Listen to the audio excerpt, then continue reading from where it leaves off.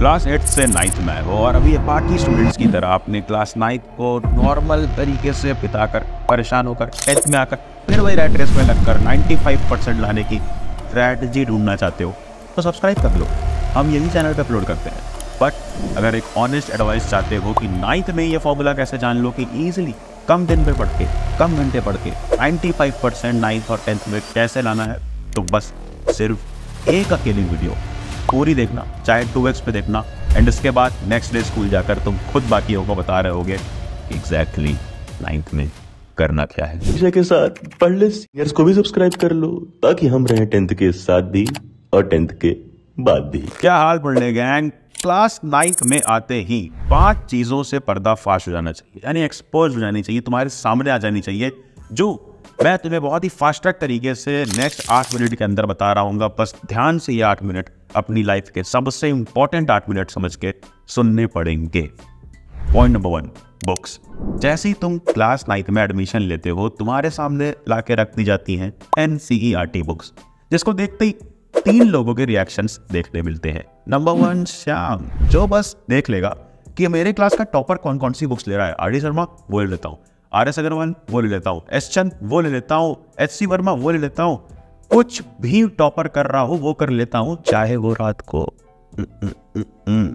But दूसरा person होता है राजू, जो पूरे साल नहीं पढ़ने वाला है। ऑनेस्टली बता रहा हूँ, पूरे साल नहीं पढ़ेगा, बट एंड आते आते हाफ ईयरली के बाद जब उसके मार्क्स खराब होने शुरू होते तो वो समझता है एंड पे आके कि मेरे से गलती क्या हो रही है और एग्जैक्टली करना क्या है कि मार्क्स इंप्रूव हो, और वही करके एंड में ठीक ठाक मार्क्स ले आता है 90% के आसपास।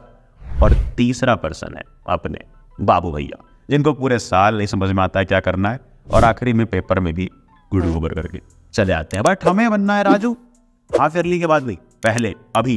तो एग्जैक्टली करना क्या है, कैसे 1% कैटेगरी में आना है, कौन सी बुक्स उठाकर, ध्यान सुनो। मैथ्स में RD शर्मा या RS अग्रवाल दोनों में से कोई भी एक बुक उठा लो और सिर्फ सॉल्ट एग्जाम्पल्स लगाना जरूरी है, स्पेशली अगर तुम 11th में जाकर मैथ्स लेना चाहते हो, क्योंकि NCERT में बहुत कम क्वेश्चंस हैं। तुम पढ़ के एग्जाम पास तो कर सकते हो 9th का, बट अगर तुम्हें बेसिक स्ट्रॉन्ग करने हैं, मैथ्स क्या होती है एग्जैक्टली वो सीखना है और प्रैक्टिस करना है डेली, तो RS अग्रवाल या RD शर्मा के salt examples daily 15 to 20 questions daily लगाने पड़ेंगे, and that is a must thing.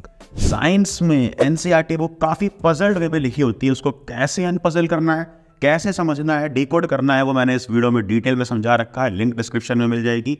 But science को इंटरेस्टिंग बनाने के लिए, एक एक कॉन्सेप्ट को डिटेल में समझने के लिए तुम S चंद बुक्स ले सकते हो, काफ़ी ज़्यादा हर जगह अवेलेबल होती है, हर स्टूडेंट लेता है, बट एवरग्रीन बुक है, सबको ज़रूर लेनी चाहिए। इससे कॉन्सेप्ट्स तुम्हारे ईजी होते हैं क्योंकि काफ़ी सारी इमेजेस दे रखी हैं और बुक काफ़ी इंटरेस्टिंग है। अगर लेना चाहते हो तो अमेज़न की लिंक डिस्क्रिप्शन में दे दूंगा। देन सोशल साइंस में कोई भी बुक लेने की ज़रूरत नहीं है, and that is my guarantee, क्योंकि इन तीनों सब्जेक्ट के नोट्स तो तुम बनाने जा रहे हो, बट बनाने से पहले पॉइंट नंबर 2 से पर्दाफाश कर लेने दो, which is notes is a scam. क्योंकि अभी तुम आए हो क्लास 9th में, तुम्हें सच में नोट्स बनाना नहीं आता है। कैसे बनाना है वो मैं नेक्स्ट वीडियो डाल के बताऊंगा, तो नोटिफिकेशन छेड़ दो कि वो वीडियो मिस ना हो। बट अभी के लिए रेफरेंस लेने के लिए तुम्हारे लिए क्लास 9th के तीनों प्राइमरी सब्जेक्ट के मैथ्स के, ये देखो तुम्हारे सामने कितने ज़्यादा इंटरेक्टिव नोट्स हैं। साइंस के तुम्हारे सामने डिटेल्ड नोट्स हैं, इंटरेक्टिव नोट्स हैं, बोर नहीं होने वाले पढ़ के, और एक एक कॉन्सेप्ट समझाया हुआ है। एंड उसी तरह सोशल साइंस की बल्कि NCERT बुक्स को, बोरिंग NCERT बुक्स को अनपजल्ड कर दिया है, डिकोड कर दिया है सिंपल पॉइंट्स में और निमोनिक्स में, जिससे तुम्हें कुछ भी रटना ना पड़े।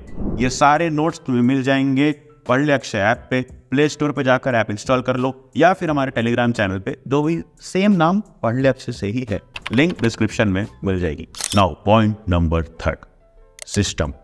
नहीं, इतना सस्ता वाला नहीं, सारी उम्र में जो कर। सिस्टम से मेरा मतलब है कि या तो स्कूल का पूरा प्लान शेड्यूल फॉलो करो, या तो अपनी अगर कोचिंग में एनरोल्ड हो उसका, या बहुत ही कम परसेंटेज के स्टूडेंट्स जो भी ऑनलाइन बैचेस में एनरोल्ड हैं, कमेंट में बताओ कि कौन सी बैच कोचिंग या स्कूल में हो, और उसका सिस्टम यानी कि उसका प्लान स्ट्रक्चर फॉलो करो, तब ही तुम्हारा टाइमली सिलेबस कंप्लीट होगा। और खुद का भी एक प्लान बना करके चलो कि हाफ ईयरली तक तुम्हें कौन कौन से चैप्टर किस किस सब्जेक्ट के किस किस मंथ में करने हैं। अगर तुम सपोजिटली स्टार्ट कर रहे हो फर्स्ट डेट से यानी 1 जुलाई हो सकती है। तो वहाँ से अगर स्टार्ट कर रहे हो ना, तो एक पूरा प्लान कंप्लीट हमारे पास होना चाहिए कि वीक 1 में क्या होगा, वीक 2 में, वीक 3 में, वीक 4 में। हर महीने के 4 वीक्स के प्लान होने चाहिए कि कौन से वीक में कौन से सब्जेक्ट का कौन सा चैप्टर तुम पढ़ने जा रहे हो। और पढ़ना कैसे है ये जानने के लिए अपनी स्क्रीन पे ध्यान से देखो। एक तेरा हूं, एक मेरा हूं, दो तेरा, दो मेरा। इसको कहते हैं 2:1 स्ट्रेटजी, यानी 2/1 में बांट देना है अपने टाइम को, अपने सेल्फ स्टडी के टाइम को। तुम 6 घंटे 7 घंटे स्कूल में बिता रहे हो, उसके बाद आ रहे हो, रेस्ट कर रहे हो, सो रहे हो, इनकॉग्निटो टैब यूज कर रहे हो, फिर उसके बाद जा करके कोचिंग में भी पढ़ रहे हो। कहाँ टाइम दे रहे हो, आई डोंट केयर। क्योंकि मैं ऑनेस्टली तुम्हें 1% कैटेगरी में डालना चाहता हूँ।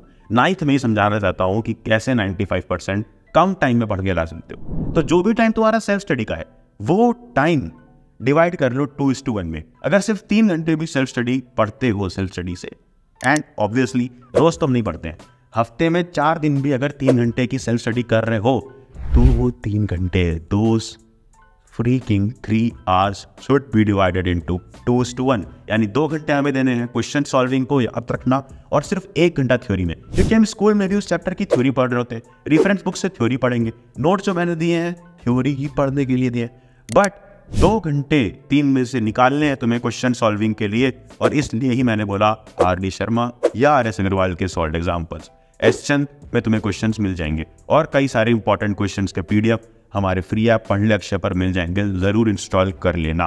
और अगला सबसे इंपॉर्टेंट पॉइंट है पॉइंट नंबर 5, खोल लो इनकॉग्निटो टैब, खोल लो एक बार, नहीं चलो नॉर्मल टैब ही खोल लो और टाइप करो, आर ह्यूमंस कंसिस्टेंट?